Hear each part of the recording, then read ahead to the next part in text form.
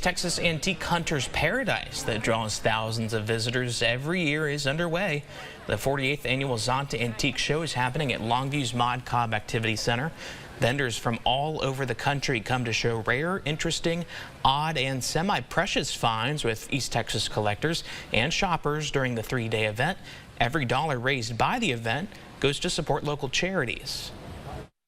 With the popularity of vintage items as opposed to antique items, this is one of the only antique shows in Texas that still represents the antique and quality. More people are starting to become familiar with it. Our younger generations are starting to get excited about antiques, and it is a story that never ends. The show continues tomorrow at Maude Cobb Activity Center from 11 in the morning until 4 o'clock in the afternoon.